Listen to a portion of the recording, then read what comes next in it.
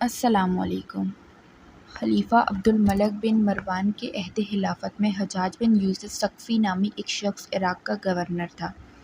آپ اسے محمد بن قاسم کے چچا یا سسر کی نسبت سے بھی جانتے ہیں اور ایک ظالم و جابر حکمران کے حوالے سے بھی جانتے ہیں۔ یہی وہ شخص تھا جس نے حضرت عبداللہ بن زبیر رضی اللہ تعالیٰ عنہ کو بے دردی سے قتل کرنے کے بعد ان کی لاش کو 3 دن تک سولی پر لٹکائے رکھا، جبکہ اسی جنگ میں حجاج نے خانہ کعبہ پر سنگ باری کی اور عمارت کو نقصان پہنچایا۔ اس کے علاوہ ہزاروں معصوم لوگوں کو سخت ایذائیں دینا اور صحابہ کرام کی بے حرمتی کرنا اس کے سنگین جرائم میں شامل ہے۔ حجاج کی موت کے بعد جب قیدیوں میں شمار کیا گیا تو اس میں 1,20,000 مرد اور 20,000 عورتیں تھیں، اور ان میں 4,000 ایسی عورتیں تھیں جن کے جسم پر لباس نہیں تھا، اور یہ قیدی ایک ہی چار دیواری میں قید تھے۔ قید خانے کی چھت نہیں تھی۔ جب کوئی قیدی گرمی سے بچنے کے لیے اپنے ہاتھ سے اپنے چہرے پر سایہ بناتا تو زندان کے سپاہی اس کو پتھر مارتے تھے۔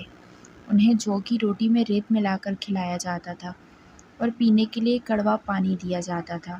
حجاج بے گناہ افراد اور بالخصوص سادات کا خون بہانے کو اعزاز سمجھتا تھا۔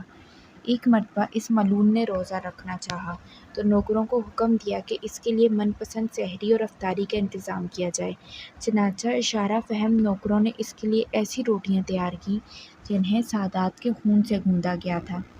اس ملعون نے اس روٹی سے سحری اور افطاری کی۔ اس کو ہمیشہ اس بات کا دکھ رہتا تھا کہ وہ کربلا میں موجود نہ تھا، ورنہ وہ شمر سے بھی بڑھ کر ظلم کرتا۔ حجاج نے کوفہ و بصرہ کے درمیان شہر وسط کی بنیاد رکھی، جہاں وہ 9 ماہ سے زیادہ قیام نہ کر سکا اور 53 سال کی عمر میں مر گیا۔ ابن خلکان کہتے ہیں کہ حجاج کو عارضہ عاقلہ لاحق ہو گیا۔ اس کے جسم کے اندر بچھو نما کیڑے پیدا ہو گئے۔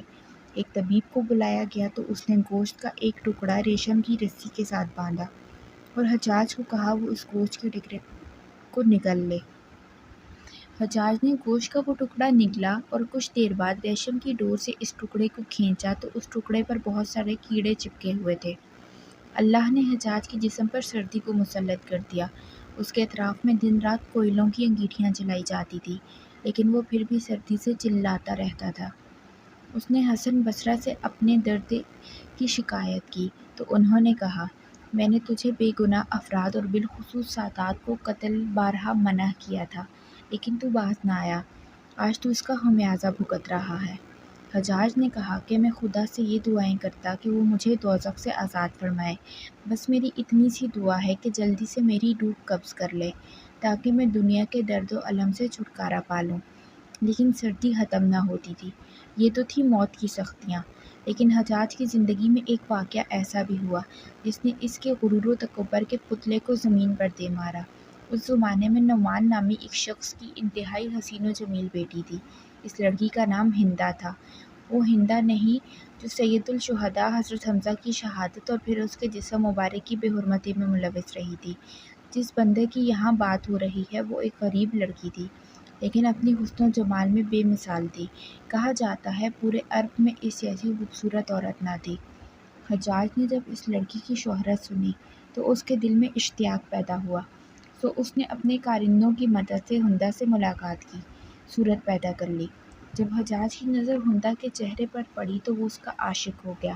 جہاں دیکھتا اسے اپنی محبوبہ ہندہ کا چہرہ نظر آتا۔ چنانچہ حجاج نے ہندہ کو حاصل کرنے کی کوششیں شروع کر دیں۔ 2,00,000 درہم کے عوض اس کا نکاح ہو گیا اور ہندہ حجاج کے محل میں آ گئی۔ شروعات میں حجاج ہندہ پر جان نچھاور کرتا، ہر طرح سے اس کی آسائش کا خیال رکھتا۔ ہندہ کسی دولت مند گھرانے سے نہ تھی۔ حجاج سے نکاح کرنے کے بعد وہ دولت میں کھیلنے لگی اور اسے ہر طرح کا سکون میسر آ گیا۔ دن گزرتے رہے، رفتہ رفتہ حجاج اس کی محبت پر غالب آ گئی۔ اب وہ ہندہ سے بھی اسی طرح پیش آنے لگا جیسے دوسرے لوگوں سے سلوک روا رکھتا تھا۔ اس نے انتہائی ذلت کے ساتھ عبداللہ بن طاہر کے ذریعے 2,00,000 درہم ہندہ کے پاس بھیجے اور کہلا بھیجا، میں نے تجھے طلاق دی، تیرے مہر کے 2,00,000 درہم تھے بھجوا رہا ہوں، اب جہاں تیرا جی چاہے چلی جا۔ ہندہ نامی یہ عورت نہ صرف اپنے حسن و جمال میں ہی لاسانی تھی، بلکہ اپنی سیرت، فصاحت و بلاغت اور غیرت و حمیت کے لحاظ سے بھی بہت اونچی تھی۔ جب اس نے عبداللہ بن طاہر کی زبانی یہ پیغام سنا تو فوراً بول اٹھی، اے قاصد تیری زبان مبارک ہو، تو نے مجھے بڑی جان فضا خوشخبری سنائی۔ میری خوش قسمتی اس سے زیادہ کیا ہو سکتی ہے کہ میں نے ایک بد مزاج اور خون خوار انسان کی قید سے رہائی پائی۔ یہ 2 لاکھ درہم جو آپ نے میرے لیے بھیجے ہیں، اس سے زیادہ میری خوش قسمتی کیا ہوگی؟ میں اس خوشخبری سنانے کی عوض تجھے بخشتی ہوں۔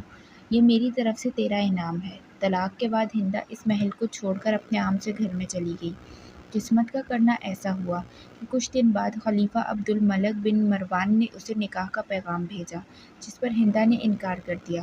جب خلیفہ نے اصرار کیا تو بالآخر وہ رضامند تو ہو گئی، لیکن ساتھ میں ایک شرط بھی پیش کی۔ ہمارا نکاح اس صورت میں ہو سکتا ہے کہ میں اپنے مکان سے جس محمل میں سوار ہو کے آپ کے محل تک آؤں، اس کا ساربان حجاج بن یوسف ہو۔ جو شخص اونٹ کی رسی پکڑتا ہے اسے ساربان کہا جاتا ہے۔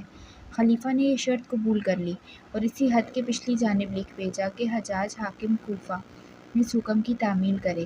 حجاج نے جب یہ رکا پڑھا تو وہ دم بخود رہ گیا، مگر اس کی کیا مجال تھی جو خلیفہ کے حکم کی سرتابی کرتا۔ ناچار وہاں سے روانہ ہو کر ہندا کے مکان پر آیا۔